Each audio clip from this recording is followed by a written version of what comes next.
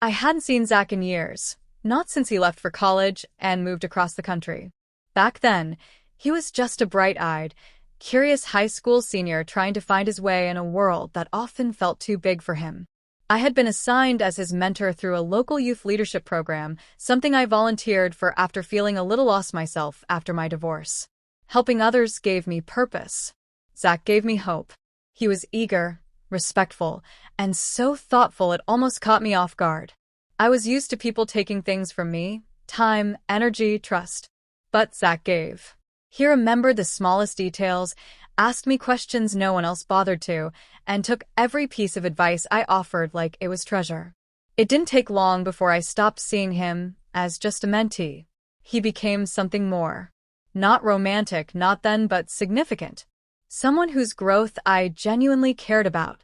When the program ended and Zach graduated, we hugged goodbye in the community center parking lot. He promised to keep in touch. He did for a while, emails, a birthday card, even a call on Thanksgiving, but life happened and we drifted. I always wondered what had become of him. So when I got a message out of nowhere on a rainy Tuesday evening, it felt like the past knocking politely at my door. It was Zach. He was in town for a few days and wanted to catch up. I stared at the screen for a good 5 minutes before replying, fingers trembling slightly. I agreed. Of course I did. We met at a quiet coffee shop the next day, and I recognized him the moment he stepped through the door. He was taller, broader, but still had that soft, thoughtful gaze. His smile lit up his whole face when he saw me, and he practically ran to the table. We embraced like no time had passed.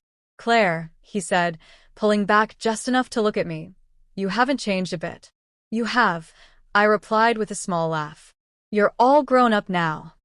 Over coffee, we shared everything.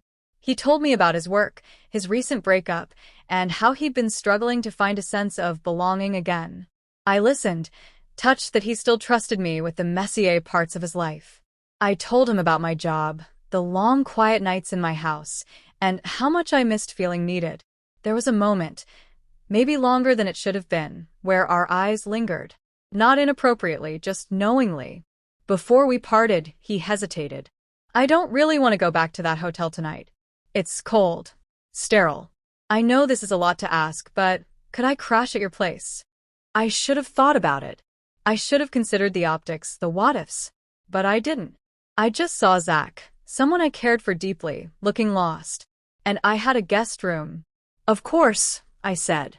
The drive back was quiet. We both sensed a shift, but didn't talk about it. I showed him the room, gave him fresh towels, and offered to heat up some leftover pasta. We ended up sitting on the couch, laughing over an old show we used to reference back in the day. The comfort of our old rhythm came rushing back. It was late when I finally stood up and stretched. "I should let you sleep," I said. But he didn't move. He looked up at me, something raw in his eyes. "Claire, can I hug you for a second?" I nodded, a little surprised but not uncomfortable. When I sat back down, he wrapped his arms around me. And I wrapped mine around him too. He trembled. His shoulders shook slightly, and I realized he was crying silently. I didn't say anything. I just held him tighter. "I'm sorry," he whispered. "I don't even know why." "It's okay," I said softly. "You don't have to explain." He didn't pull away, and neither did I. Minutes passed, and the silence between us deepened. Not awkward, just heavy with something unspoken. He shifted slightly, and I could feel the hesitation in his every movement. His arms were still around me, his face buried near my neck. My heart thudded in my chest. He was no longer the boy I mentored. He was a man now. A hurting man who'd reached out not just for advice but for closeness, for comfort, for human connection. When he finally looked up, I saw his vulnerability. "I don't know what I'm doing," he said. "Me neither," I confessed. I didn't plan to lean in. I didn't expect him to meet me halfway. But he did. Our lips brushed, barely a touch, then stopped. He pulled back, searching my face for permission, for understanding. "This probably isn't right," he said. "But it's honest," I replied. And that was the moment it all changed.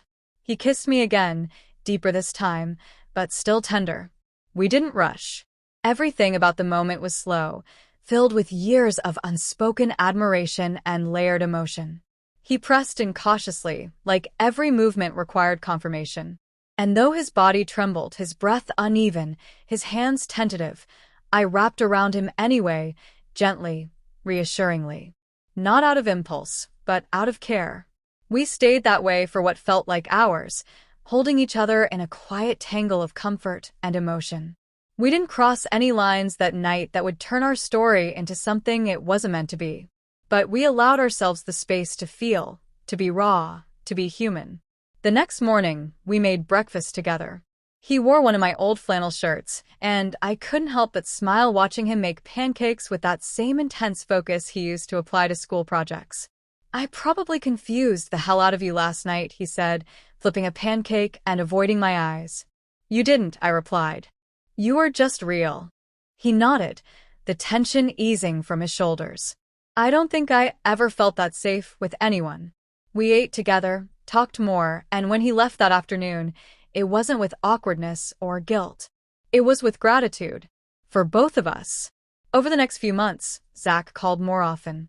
Sometimes he just needed to vent, sometimes he wanted advice, and other times he just wanted to hear a familiar voice.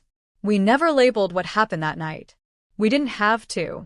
It wasn't about rules or definitions.